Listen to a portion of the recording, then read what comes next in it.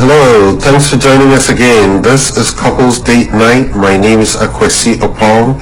Thanks for joining us again for another show today. We are so excited that you've made some time in your week, in your day to join us, to celebrate marriages and to talk about issues that affect us and how we can develop tools and skills to get better at our relationships.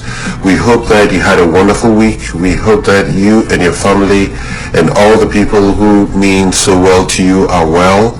And we are so grateful that you continue to make time to join us. As we always make you aware, we do have a phone number that you can always reach out to us if you have comments or you want to in any way contribute to our show. We do have a phone number that accepts text numbers only, and if you have access to your cell phone, you can always join us. We will make that number available to you shortly. So thank you for joining us again, and we will be with you soon.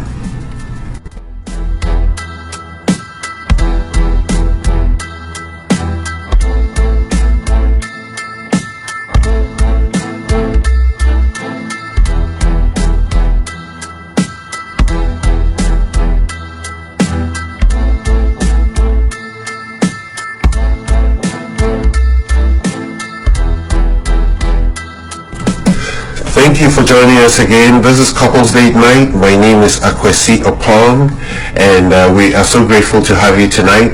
The phone number you can send us a text is 240-772-1420. I'll go through that number again.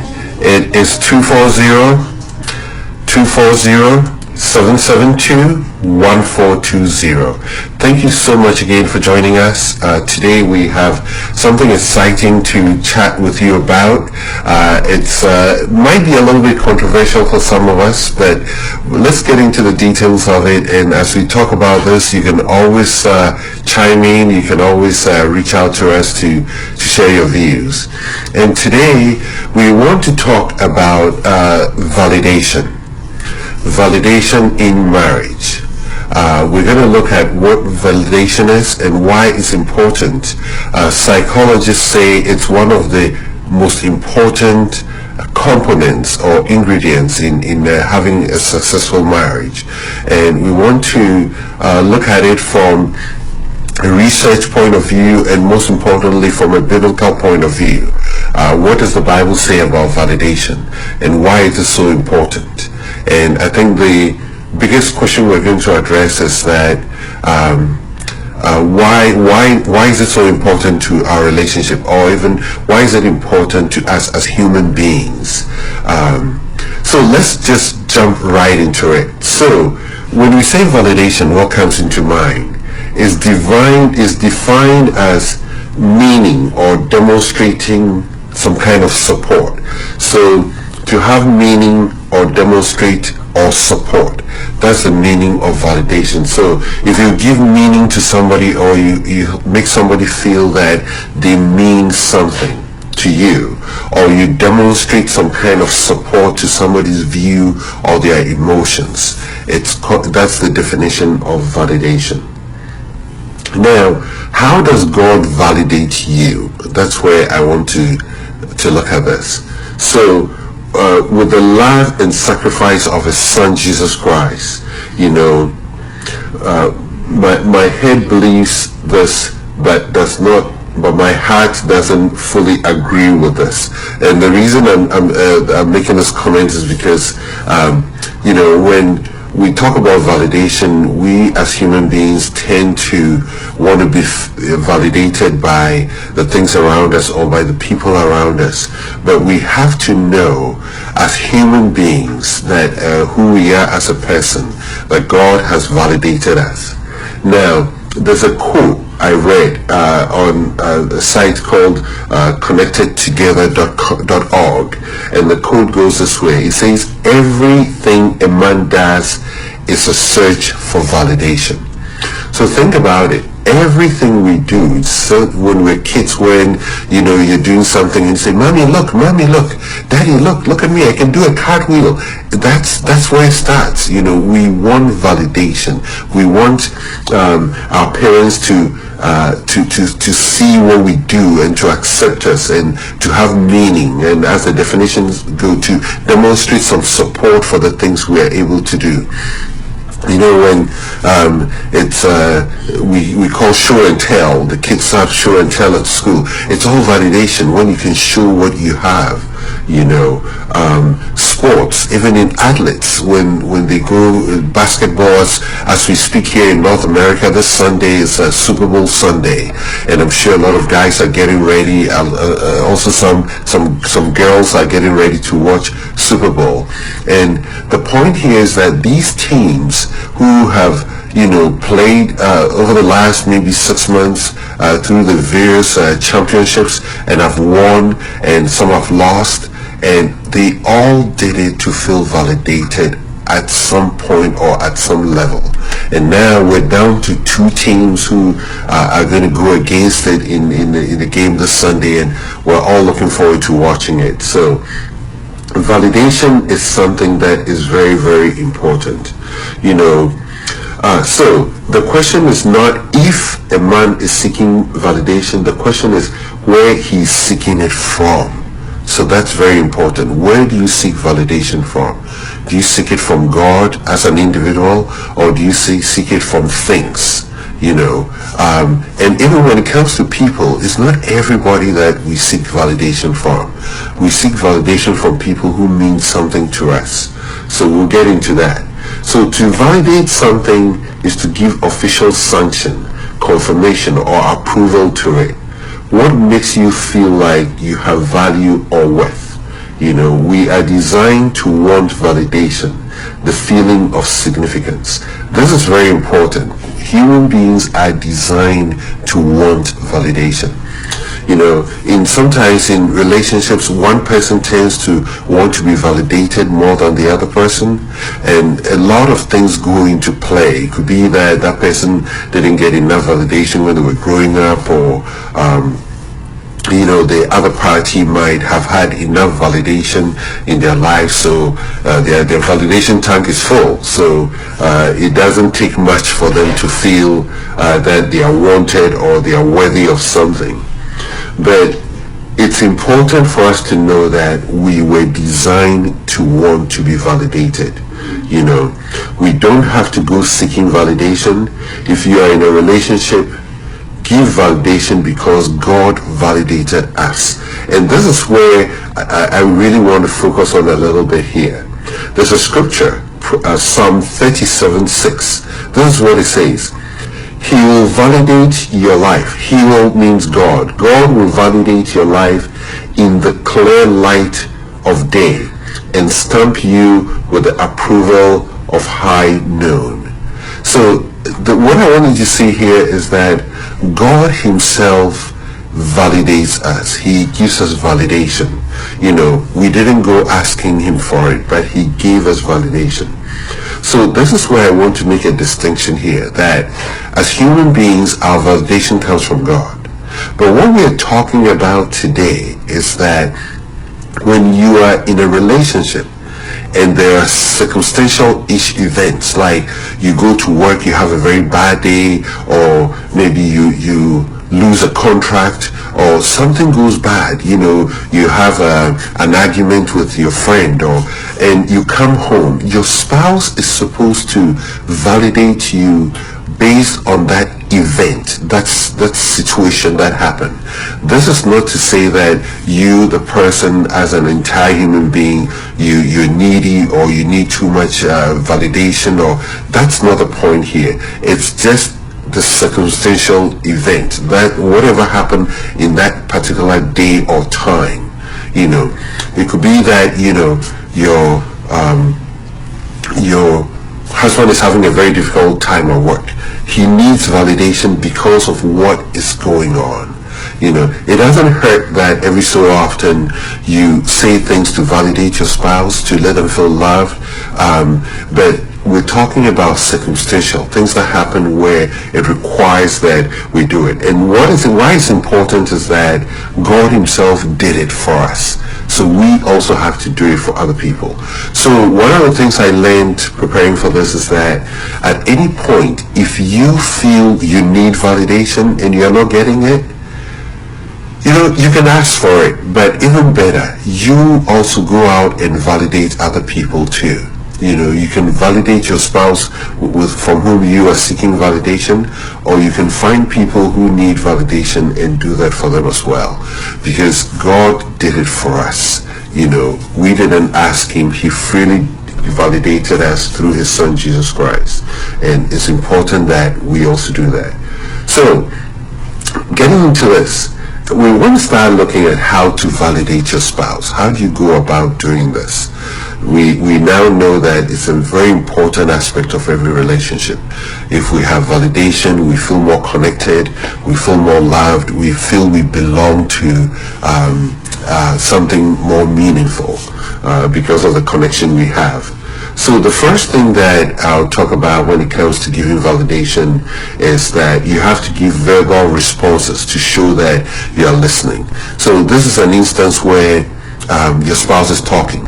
Your wife is telling you about her day, how her day went, and all the things that go on. Start by listening and showing, giving verbal response. But say, oh yeah, really? Did that happen? Okay, really? Those comments tell her that you're validating what she's saying. You're listening. You're in the moment. You're being there for her. And that's always very important because we could be very divided. We could be, watching TV when your spouse wants to talk, or you could be, sitting by your computer and doing some work at the end of the day, and your husband wants to still tell you about, something that happened at work, or something he's dreaming or planning on doing. We have to give those verbal clues so that our spouse know that what is being said is being received very well. The second thing is the use of body language to show that we are listening. So body language speaks a lot, we don't have to say much for our body language to tell what is really going on. So as we look at our spouse, or our spouse look at us, we have to show that we're nodding, we are showing expressions of interest in what they are saying. We are not showing boredom and that kind of thing. If you're doing something, other than listening, try and periodically look up at where your spouse is and give those clues that you're paying attention to what he or she is saying. Make eye contact. All these are little things that we do to really show with our body that we are really connecting with our spouse. If your spouse's body language is impaired, he's in a situation where he's not able to show his body language, he can still use verbal clues to let you know that he or she is listening, So, and I'm talking about a situation like maybe he's driving, where he can give you a lot of clues, but, those verbal clues can still help you do that. So let's make sure that we give ourselves fully when it comes to communicating or communication. Yeah. So moving right along, staying present. The most basic form of validation is to stay with them, even when their feelings are difficult or unpleasant. So in this instance, when your spouse is in a state where maybe she's upset or she's sad or angry, it could be any of those emotions. Even though I'm not in a great state or a great emotion, my spouse is going to make sure she keeps her emotions high and at a great place so that she can be there for me, and it works the other way around too, that we have to make sure that we stay in that pleasant state. We have to put aside our own discomforts and focus entirely on being there for the other person. Sometimes you might have maybe even a little bit of need for validation, but you have to learn the art of saying, I am going to do my best to to validate my spouse even though I do not feel like doing so. Holding hands is one great way.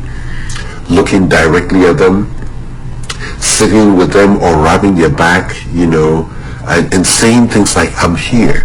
All these things help a great deal in helping us to be able to express how well we are expressing validation or validating our spouse. So moving on, responding to their general mood and energy levels. Moods are something that we all deal with. Some days we are very high mood, we're excited, we're ready to take on the world. Some days too, depending on what is going on, we might not be in the best of moods. But it's very important for us to respond to the moods of our spouse. If someone is excited, try and match that excitement level as well. If they're sad, show some sympathy, or even empathy, which we talked about the previous week. Empathy is very, very strong emotion. We have to be comforting and understanding, and we have to be able to mirror those energy levels. So an example is, if your best friend is very excited about their first date, or maybe just came to tell you that they're getting married, you might, appreciate, they might appreciate you getting excited with him or her by showing some kind of happiness, by rejoicing, smiling, telling them how happy you are, and, that level of excitement helps to validate whoever is sharing the news with you that, I'm being heard, I feel I made the right decision, I feel my friends are happy for me, and it goes a long way to help us in building relationships as well. So another thing also is to ask clarifying questions. So what would we mean by asking clarifying questions? So you can say things like, so how did that make you feel? Or what did you think when your boss said that? I can't believe that, all the people in your office, nobody raised their hands to take up the project. So what did you do? Those are questions that help, the person we are communicating with know that we're being heard. And that deepens the conversation. It deepens the communication as well. So these are little steps that we begin to take to really bring us to the point of being able to not only communicate well, but also to help us feel very validated in our relationship. Again, my name is Akwesi Opon. This is Sunlight Radio Online. We are talking about validation today, and we want you to know we are available online. We archive all this posts on our website, which is www.enjoylifewithyourspouse.com. We have our lines open for text. If you have a text message, you can send that to us at 240-772-1420. We also have an email. It's enjoylifewithyourspouse@gmail.com. Thank you, and we'll be right back.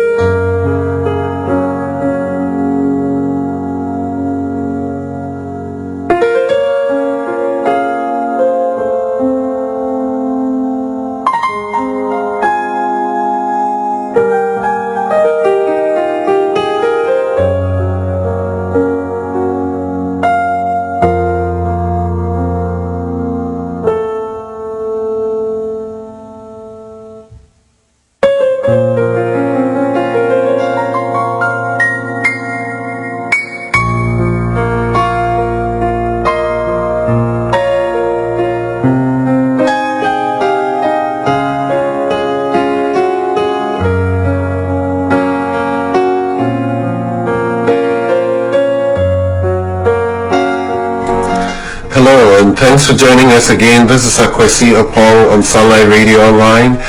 We're coming to you again on Couples Date Night, and today we are talking about validation or validating your spouse. And we started by looking at what validation is, and we have done our best to try to separate you being validated as an individual, which we know that is God who validates us. But what we're focusing on today is validating your spouse based on the events that are going on. You know, something happening in their lives where they need that connection from you. And we hope that you will call some friends, if you haven't done that, to join us as we learn and continue to discuss this together. You're welcome to get in touch with us if you have a question or you want to contribute to this topic. The number again is 240-772-1420. So, moving right along, some of the things we can do to help show validation or validate our spouse is by asking clarifying questions.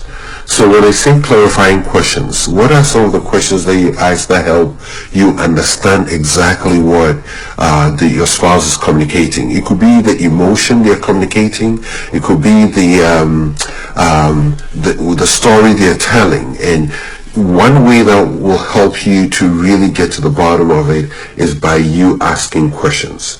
And you know, this allows someone to really elaborate their feelings and their thoughts in a fashion so that they are completely heard or understood. So some of the things you can say, so how did that make you feel? That is a very good question. How did that make you feel? Or what do you think about that? You know, so the situation that I had raised earlier, if, you know, all the work was left for your spouse at work, and, you know, he said, you know what, they all left and I had to do all the work. And you say, how did that make you feel? You know, you're trying to get deep into their emotions and really get to understand how it made them feel. And that's a very good way of validating their feeling. This again is circumstantial. It's based on the event going on or what has happened that is requiring that you validate your spouse. You know, repeat their words back to them. That's a very good one too. So if your wife says something, you say, oh, really? You seem really excited. You know, you're repeating that question back to them. So you're frustrated that the professor gave you so little warning before the test. You know, we have to say it back to them once they've told us. That tells them that you really heard what they've tried communicating to you. So repeating words back, it's a very great way of ensuring that you're heard, and it validates whoever is telling you the story.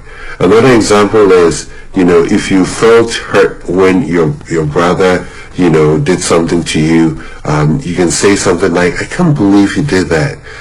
You know, if I heard you correctly, you know, the way he spoke really made you feel bad. And, you know, your spouse is probably going to nod his or her head and say, yes, that's exactly how I felt, you know. Let's do our best. I always say that we have to listen between the words, not just to the words. Listening between the words means that you're trying to get to the bottom of the emotions behind what somebody's communicating, you know. And I'm sure for all the guys out there, this might not sound very emotionally loaded, but the truth of the matter is we men require validation as well. And while we might not always admit it, it's something that we need, and our egos demand and require us to feel validated. That's why we do things, big things, to really show our strength and our capabilities and our skills. It's all the need and the cry for validation, and there's nothing wrong with that. It's because we have the innate need to feel validated. So when we asking for validation, it's a good thing. We just have to make sure that it's validation that's meant to solve the problem of the day, and not because we thrive on the need to be accepted all the time. but we really have that confidence in ourselves, and we have the confidence knowing that we are loved by God and we are special, and when something happens and we need validation, it's there for us. So we have to strive to talk less and listen more. That's a very, very important part of this in talking about validation. Listening is a skill that we're losing in our day-to-day because there's so many things talking at us, so many things ready to show us their point of view, so many views on every topic. Now we don't have left and right or top and bottom. There are all the different grays and the various shades and flavors and all of that, and everyone is ready to share their view of every point. But it's important that we learn the art of listening. When we listen carefully, we hear things beyond the words. You might not have a lot of things to say about somebody's thoughts and feelings. Even if your insights are helpful, when somebody else is talking about something that happened, let's do our best not to interrupt them, or interject. Let's do our best to really listen and get into the details of what they're saying. Avoid trying to interject with a solution. I think that's another thing we're going to come to. That's something that years ago I used to do. I like solving problems, and, I've always said that I like solving problems so much that even if something is not broken, I try to fix it. And I think I realized very quickly it's not always a very good idea. So it's important that we listen, we listen and listen deep to know that and understand the emotions of the person who is speaking. So instead, let's focus on just listening and not being and just being there for the person. There are many experiences that we will find out, or a lot of revelations that will come to us as we focus and really listen to what is being communicated to us. So moving right along, don't try to dismiss the feelings of your spouse when they have the need to be validated. Don't say that things like, oh, that's not too bad, or don't say, but that's not a big deal, I could have done that, or you can say things like, just tough enough, you're not tough enough. That is not a form of validation. That is actually deepening the wound of, the need for validation, or is breaking the bonds of communication. And we've established that communication is a key part of this. Look on the bright side of everything. Well, that's another thing too. When somebody says, look on the bright side of everything, you're really not listening to what the person is communicating, but you're trying to just change the topic. Let's listen and listen beyond the words, and let's not try to dismiss the feelings of the person who is communicating to us.